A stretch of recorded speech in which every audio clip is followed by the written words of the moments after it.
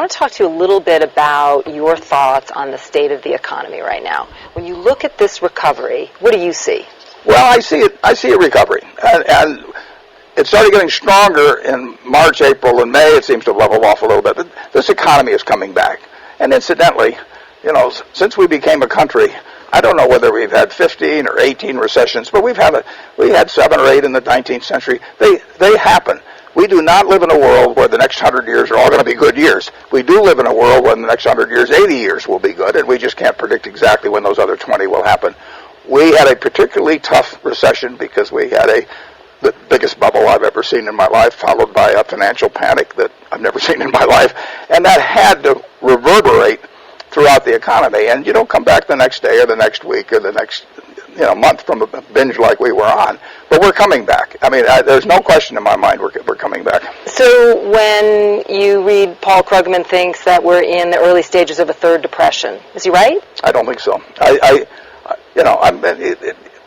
He should be worried about it. I should be worried about it. The president should be worried about it. But I don't think that's happening. I think the American economy, which almost sputtered to a stop in September of 2008, when people were afraid of their money market funds, they were afraid of their banks. Treasury bills went to negative yields. I mean, that was a pretty extreme time, and it took confidence a while to come back. People get scared in crowds. Their confidence comes back one at a time to some degree. But the government basically did the right things. Now, you can always say this or that should have been different, but they did the right things. Overall, confidence has come back. The American public is starting to function. We've got 70-some businesses. Almost all of them are doing better than they were before. And they're hiring people, actually, not a lot of people. And welcome, folks. Welcome to Global Government News. Today is July 9th, 2010, and I am Darko. In this video, I'll be covering the economy. I'll have a couple other articles that I'll include. You just saw Warren Buffett there saying that no question in his mind that the economy is coming back. And to a certain degree, he's correct on most of what he says, right? People are starting to hire a little bit, and a lot of what happened in 2008 was triggered by a lot of fear-mongering that was going on. And that was one of the biggest bubbles in history. With that said, it does not mean that the market is still being manipulated just like it was before the Great Depression.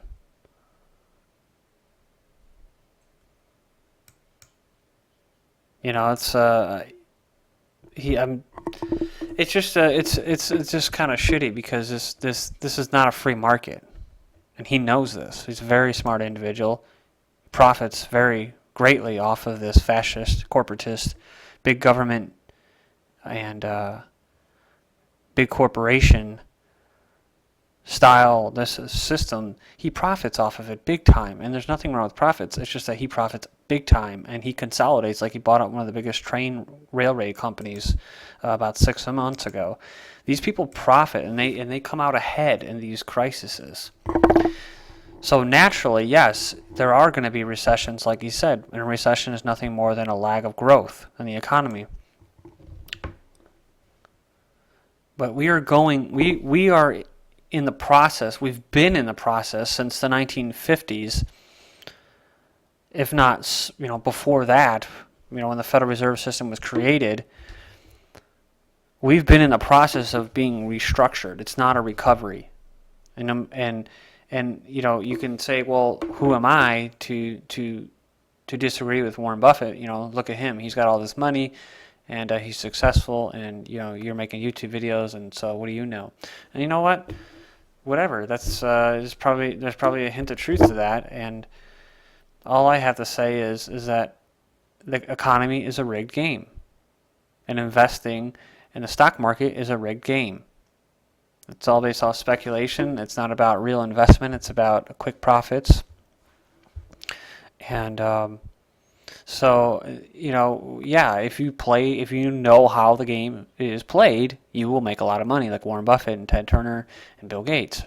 And they're smart entrepreneurial people who go and get things done. But at the same time, this economy suits them. It does not suit you if you are a Joe Q citizen who makes under $80,000 a year. You're going to get hit by taxes, whether it's going to be the new healthcare coming out of your tax, whether it's going to be a carbon tax eventually that's going to be imposed. You're still going to have all your income taxes and your federal tax and your sales tax, your property tax, and then people like this, they're not going to be taxed, right? Because they have all this money that's going to be reinvested in the economy, so then they don't tax them. And then they get rewarded for failing. I'm not talking about Warren Buffett in particular. I'm talking about these big banks or these big lenders and whatnot, that were part of this financial 2008 meltdown.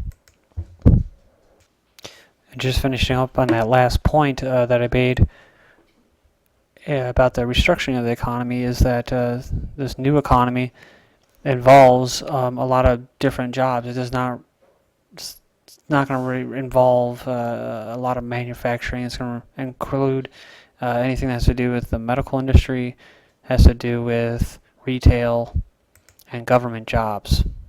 And this is an article that was posted July 3rd, 2010 that I've held on to, and it's titled "Mortgage Rates Scream Buy, But Who is Listening?" It says an odd scene has been playing out lately in the offices of mortgage brokers and bankers around the country. It says mortgage rates have sunk to levels not seen in more than a half a century, at around 4.5%. It says yet brokers and lenders report not a flood but a trickle of customers.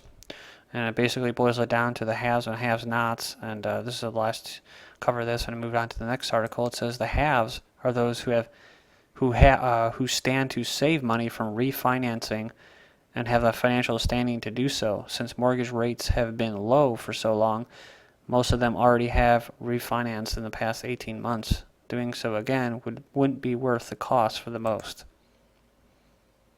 The have-nots, those are the millions of Americans pummeled by the housing collapse, or the suckers, or whatever they were, the bait, or they weren't the bait, but hook, line, and sinker. They got it good.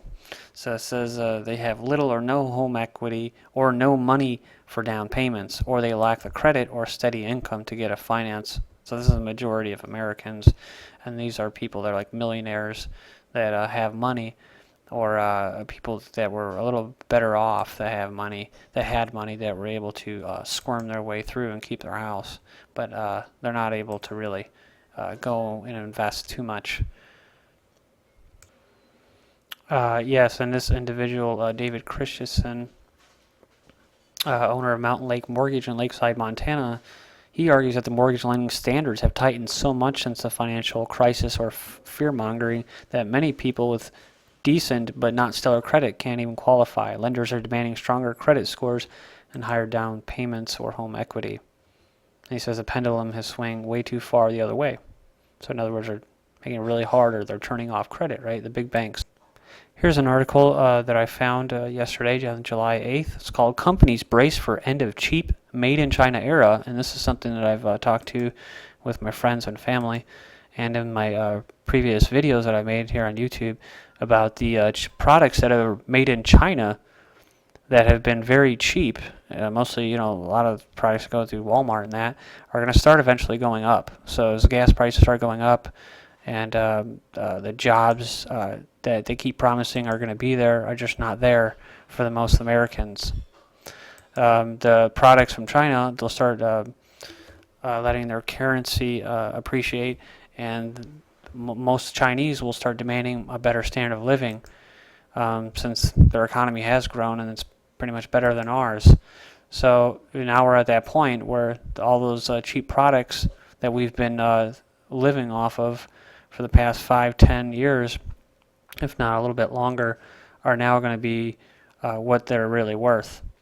And so our Federal Reserve notes, which have also depreciated, aren't going to be able to pay for as much of these products. But this is, of course, the advantage of flooding a market with cheaply made goods, with not slave labor, but basically taking advantage of the free market through globalization and that. And so it'll eventually swing back to the United States again.